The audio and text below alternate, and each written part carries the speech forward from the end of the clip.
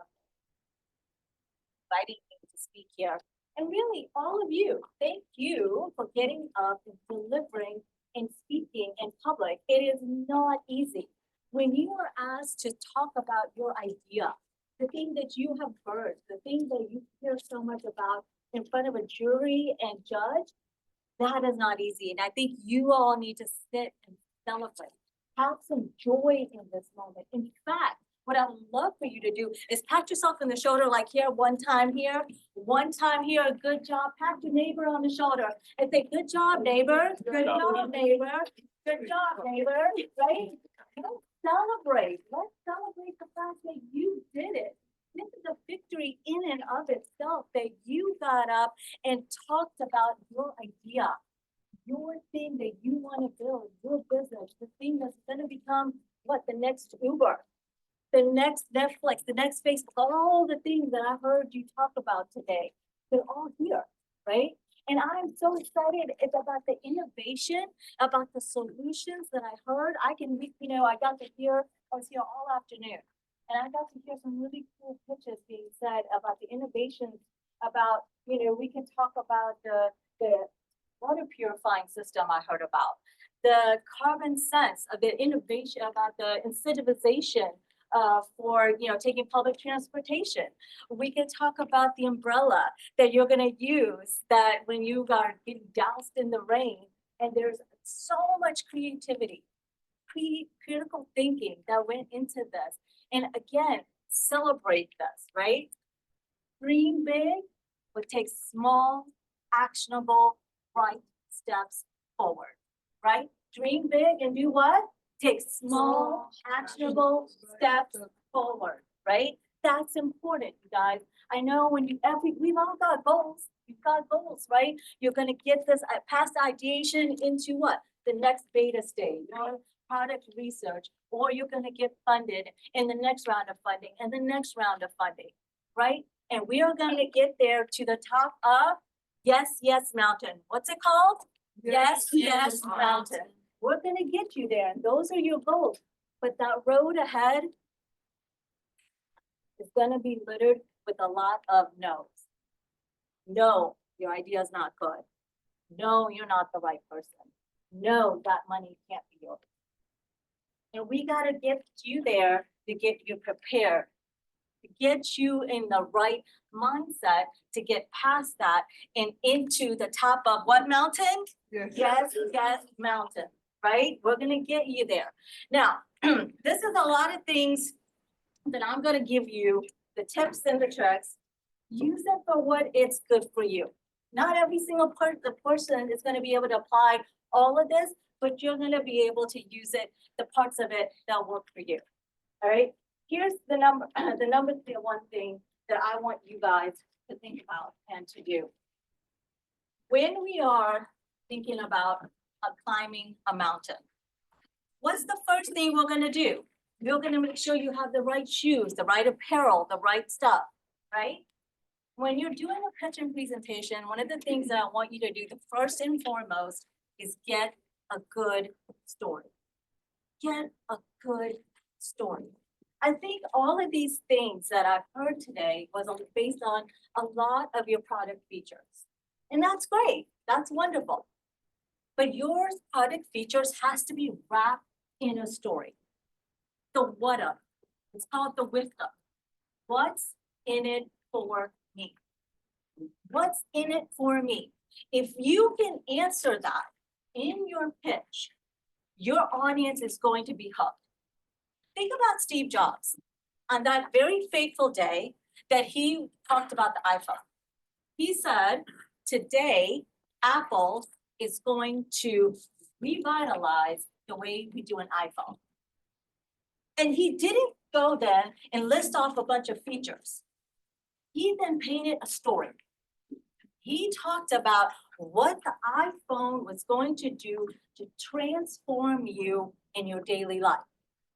He didn't say, oh, you're gonna have to go beep, beep, beep, and all these things are transformations gonna happen. He said, when you get stuck on a road and you need directions, you're gonna be able to click on that device that I'm holding up and it's gonna give you directions. He went on to say that when you are in need of a medical emergency, your phone is gonna be able to detect the fact that you need a medical doctor, right? All of these things he painted the story about. If he had listed off a bunch of features, we would have gotten lost right away. So if you are to tell your pitch, to tell your story, to give us what is the most important aspects of it, wrap it up in a story. Tell us why the value is for us to believe why you are the right person to deliver it, right? So now, you're climbing the mountain, you're getting to the top of what? Yes, mountain, right? You are got equipped, you're armored with your story. If you put your blinders on, that story is always going to be your why. You will never go past that. You will never need another reason because you are always anchored in that. Now, the first thing you're gonna do to climb that mountain is you're gonna get a pick and you're gonna take that pick and you're gonna put a stake in the mountain so you can take the first step. And that is through your hook. It's through your what? Hook. Your hook, you are going, that's the first 7 to 15 seconds of your pitch. Now, I got to hear a lot of your openings today, a lot of your pitches. And some of them were good. I will say some of them were good. Some of them, I would recommend, take one of 3 ways to open up with your hook, all right? Number 1, ask a powerful question. Ask a powerful question. You know your product or service more than anybody else in that room. Well, give them a reason why. Give them a question why they should be engaged with your product. That's a powerful question. Something they will want to know, but it's going to perk their attention and get their frontal cortex, which is what called amygdala. What's it called? Amygdala. If you pick your amygdala to get to start working, then you're gonna get the audience to pay attention to you every single time and hear your message. And let me talk to you, let me give you a little thing about information. When we think about information, it's always gonna flow in a circular pattern. You have information here, messaging here, you want it to trigger an emotion. If you want your message to stick, it's gonna have to trigger an emotion, which then converts to action, which always leads you back to your message. All right, let's go through that again. You have a message, it triggers and what? And emotion, in which then converts to action. Who's paying attention? It's in the afternoon. I love it when I get to be an afternoon keynote speaker because it's like, oh gosh, are we doing the brain dump? But this is really important, right? This is really important that you get that information, which then triggers an emotion, converts to what? Action. Get you back to your message. Is that flow based on my entire pitch, or is that a slide by slide framework? It's based on your entire pitch and started in your opening hook, right? You have 7 to 15 seconds, 7 to 15 seconds for your hook to land with your audience. You have to think of yourself as a jet fighter pilot. Have you guys seen those planes, those jet fighter planes that are on that big, those big ships out in the middle of the ocean? Have you seen those? Yes. Yes, right? How many seconds do you think those fighter planes have to take off and not land in the water? 7. 7 seconds they have. You got to think of yourself as the same sort of pilot. You've got to put yourself in that pilot seat because you have 7. I'm going to double it for you. You have 15 seconds. 15 seconds to take off with your pitch and get your audience to pay attention and hook them. Okay, right? So that's the first thing. Now we're climbing the mountain. We have armored. We're armored with our what? Our story. You've got a hook. You're climbing it. Now what's going to happen? We're starting to climb and you're going to face an impasse. It's going to happen because no journey is linear, right? And so now you're climbing and you're going to have to shift. You're going to have to pivot. And you're gonna not look up, you're gonna look up, you're gonna look sideways, and you're gonna see a crevice, and you're gonna cross that crevice, and you may have to dip down a little to go back up. And that's being able to, what I call, move mountains. Be agile and tailor your talk to your audience. Tailor your talk to your audience. If you are talking to a room full of investors, you're going to have a different kind of speech. If you are talking to a room full of other things, you're going to have to tailor it accordingly. Okay, so when you're able to do that, one of the things I will say that I often get asked is, how did I become a TEDx speaker? How did that happen? Well, I'll tell you, I moved mountains to do that because I had a radio show. I got a radio show because I moved mountains to become a trained journalist. Because after my corporate career ended and I had 2 children, I decided that I wanted to do something else. And so when I became a magazine writer, one of my biggest assignments was to interview a Nobel Peace Prize winner.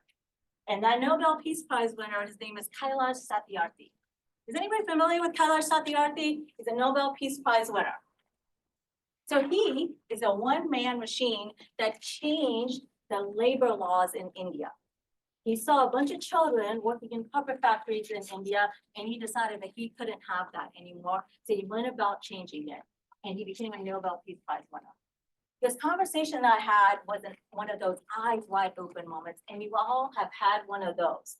One of those moments where you know that idea that you have is going to become a startup business. Who's had one of those those ideas, right? You guys all need to raise your hands if you're startup founders. If you are a startup founder, you've had one of those moments where you are like eyes wide open. Eyes wide open, this idea is going to land.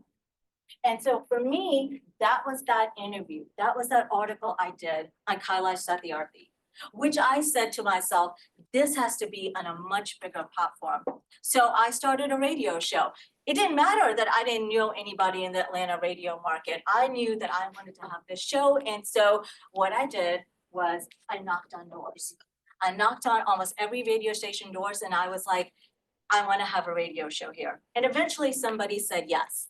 And then that led to me having a show on that radio show, and I did it for 2 years, and it was one of the most successful shows in the radio market in Atlanta to this day.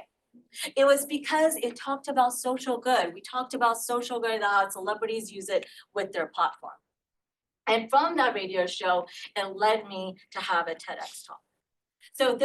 So my thing is, you can move mountains. Move mountains. Be agile. Be able to be nimble and quick. And as you're looking out on your audience, be able to adjust your talk.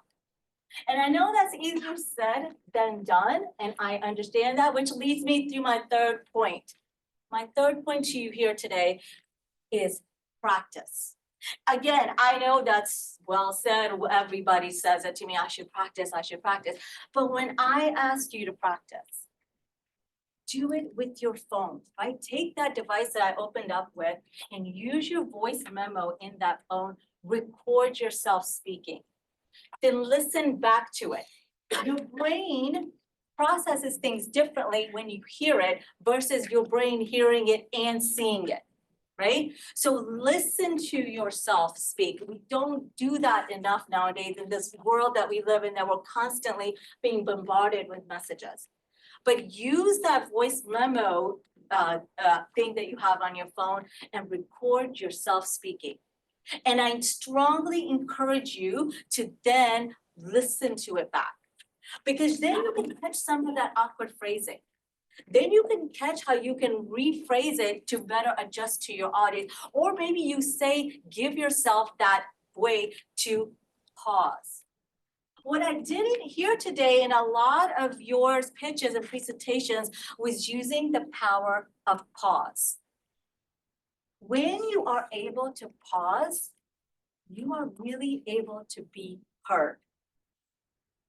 When you're able to pause, you're able to what? Be heard. When you slow down your talk, you are more confident. Data shows it. Here's one more thing I want to share today. Your nonverbal communication. When you are called or asked to get up from your seat and come up to present, audience shows, there's data, plenty of data out there. 80 to 90% of the audience makes up their mind about you through your nonverbal communication. 80 to 90%.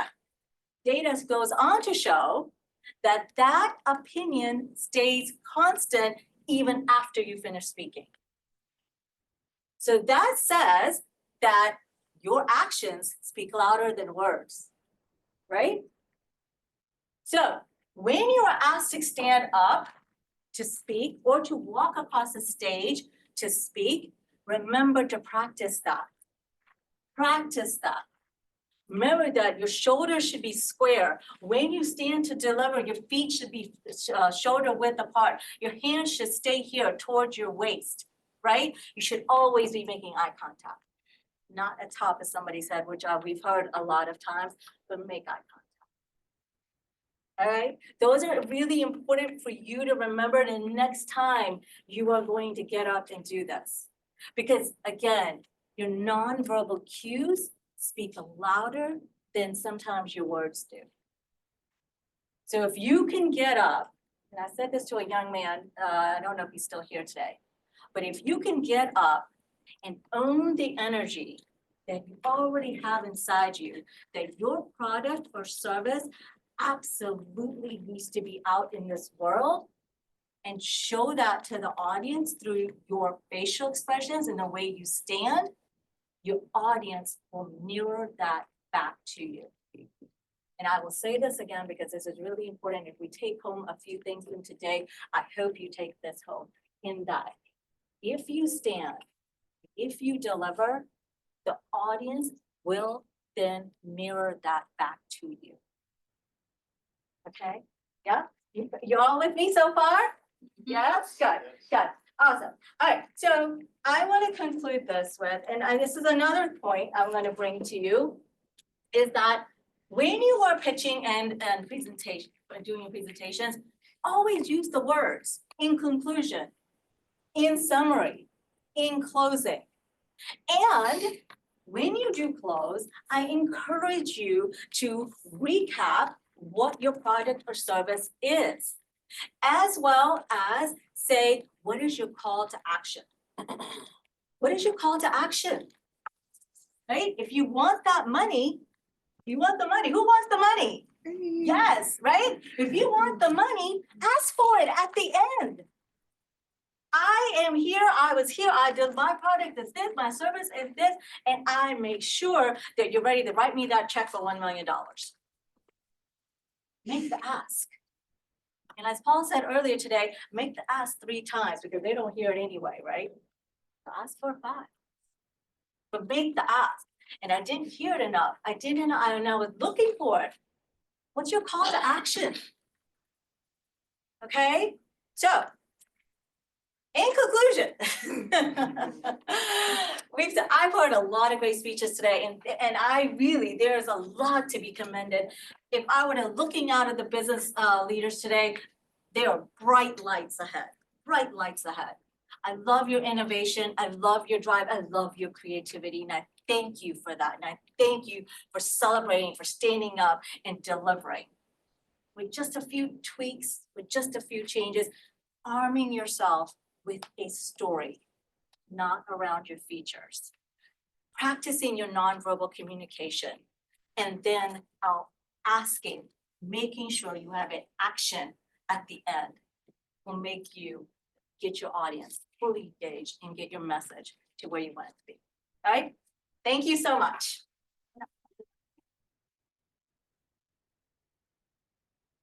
If you have questions, I'd love to hear it, please. Questions? Yes, please.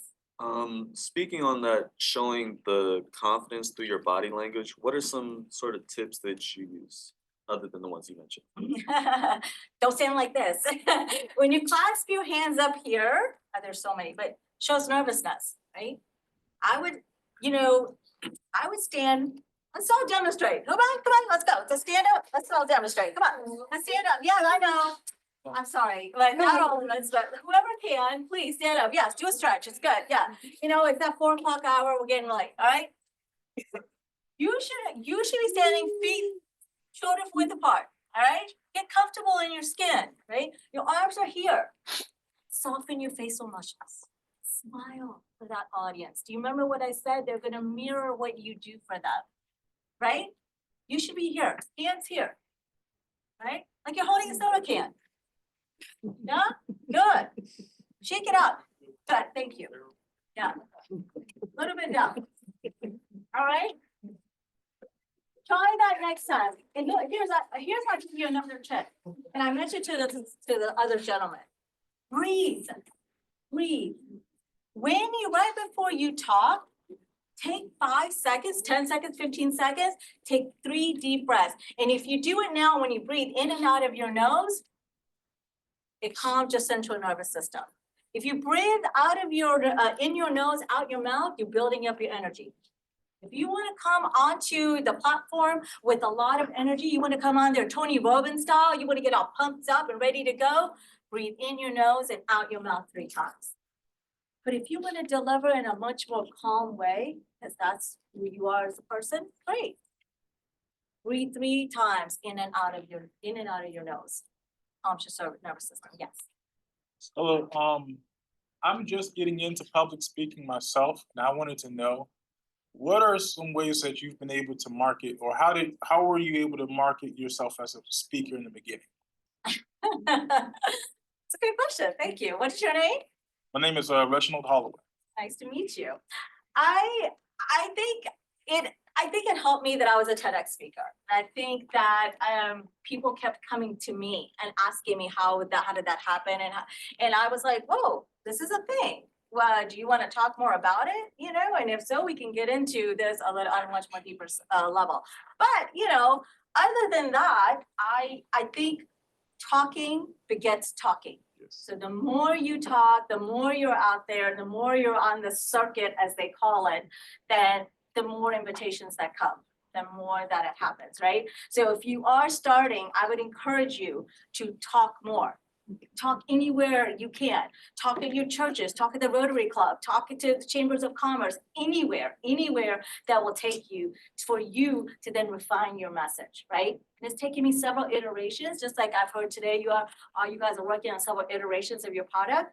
It's taken me several iterations to get my talk down to where I want it to be. To where I want, you know, some of the things that I use, the callback system that I use, those are some of the things that you can also use, right? But I would encourage you to keep speaking, anywhere you can. Okay?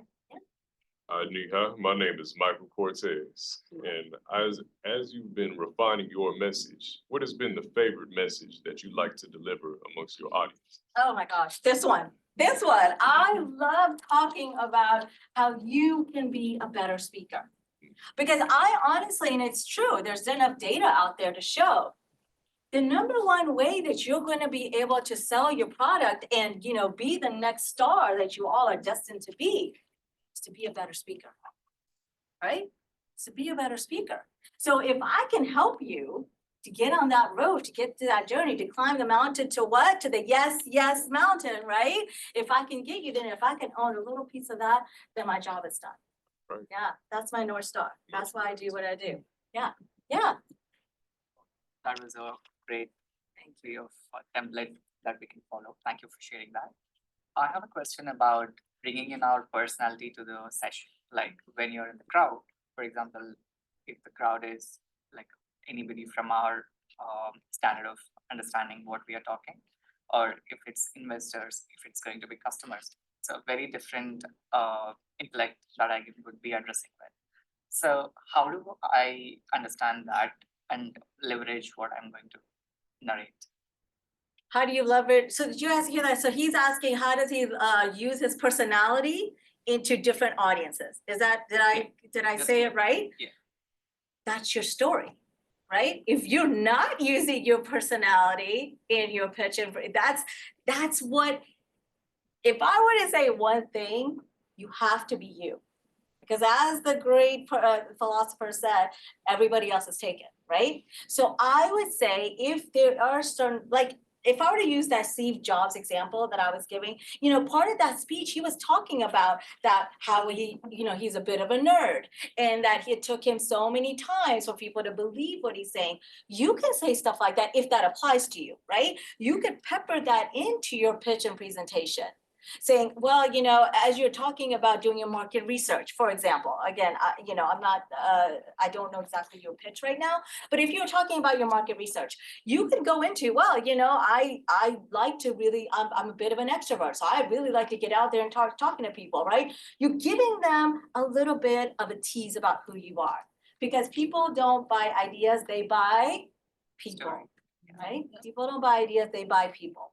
So it's really important that you pepper it in, but like different personality types about who you are. And you can easily do that. You've got 10 minutes, right? It's a lot you could pepper in and there. Definitely use that. Okay. Anybody else? Yes. How would you recommend like managing your pace throughout a pitch? Hmm, And then yes, in certain areas, and then not like, I struggle with like speaking fast, so. yes. Speaking slowly is what? Builds what? Shows what? Confidence, right? I know. Practice. It's difficult because I have a tendency, I want to speed up because I want to get through everything, and then your breathing gets affected and then your nerves and all of it.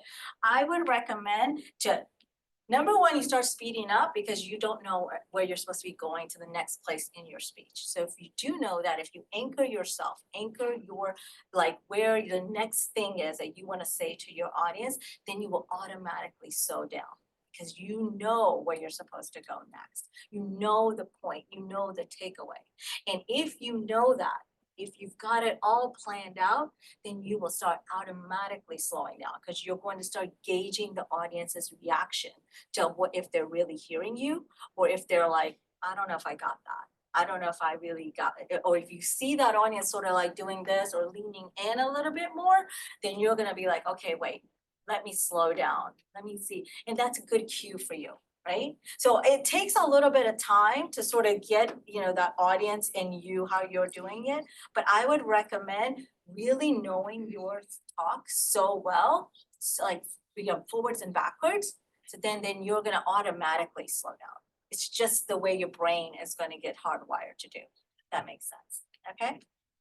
All right, yeah, anybody else? Yes, okay, this is our last, all right, yes, Okay. yes. So oftentimes for our students, they have a limited amount of time to pitch, right? So in this case, you have 10 minutes.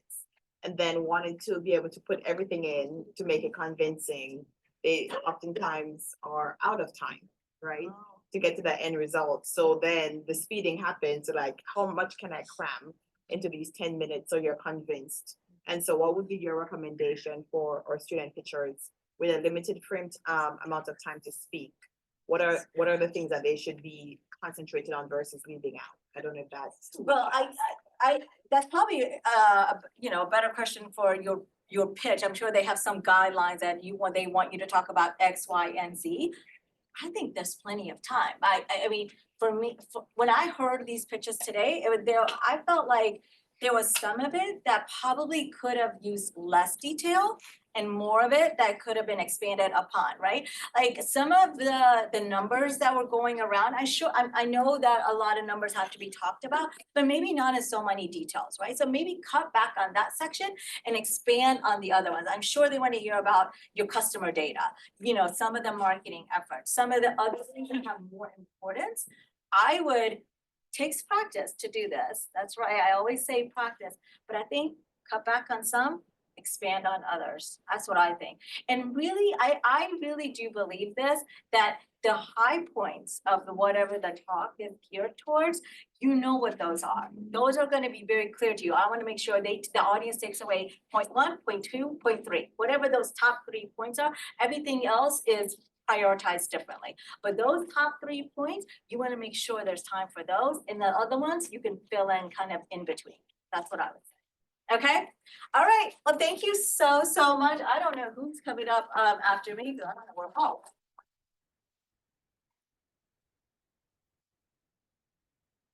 Talk amongst yourselves, I think. Thank you. Thank you. You're welcome.